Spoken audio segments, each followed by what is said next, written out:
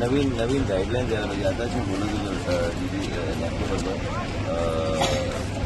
आणि याच आता भाषणात सांगितलं मी की आज आम्हाला तरुण पिढी जी आहे 14 वर्षाची जी आहे त्यांना सांभाळायची गरज आहे. लाज वाटायची काही गरज नाही, कारण ह्या तऱ्हेच्या पिअर प्रेशर तऱ्हेच्या गोष्टी जातात. म्हणून एड्स कंट्रोल आणि एचआयव्हीचं अवेअरनेस वेगळ्या तऱ्हेने करायची गरज आहे. विदेशात गेलं की गाईडलाईन जशी आहे की तुम्हाला रेस्टॉरंट्समध्ये ही सगळी गोष्टी कॉन्डम्सपासून सगळ्या गोष्टी थ्रू डिस्पेन्सर मिळतात. म्हणून मी विचारत होतो, कारण कधी कधी लोकांना लाज वाटतं फार्मसी ऑफ द काउंटर हे सगळं द्यायला. तर लाज वाटायची काही गरज नाही. आता देशाचे प्रधानमंत्री नरेंद्र मोदींनी यांचं जे विचारधारा आहे की हेल्दी आणि फिट इंडिया हा बी त्याच्यातला एक व्हर्टिकल आहे.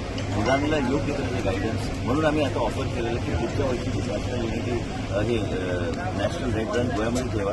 आम्ही सगळं पूर्णपणे व्यवस्था करतो. त्याचबरोबर आम्हाला तुम्हाला कॉलेजच्या मुलांना एकत्र आणून कॉलेजच्या मुलांना एक वेगळे तऱ्हेचे डिबेट्स आणि त्यांच्यामध्ये एक वेगळ्या तऱ्हेचे एकी आणून हे त्या तऱ्हेचं डिस्कशन एन्करेज करण्याची गरज आहे. आणि गोवा सरकार करेल मुख्यमंत्र्यांच्या खाली त्या तऱ्हेचे कार्यक्रम गरजेचे कार्यक्रम आहेत. आम्ही टुरिझम स्टेट आहे आणि असा प्रॉब्लेम जास्त करून टुरिझम स्टेटमध्ये आम्हाला मिळतो असंच नाही आहे, दुसरीकडे बी मिळतात. पण काय आम्हाला लक्ष व्यवस्थित ठेवायला पाहिजे. त्याचबरोबर तरुण पिढी आज उल्लेख केला की 15 वर्षाचे सेगमेंट आहे. या सेगमेंटपासून ते अवेअरनेस त्यांना बोलायची गरज आहे, त्यांना सांगण्याची गरज आहे, अवेअरनेस करण्याची गरज आहे.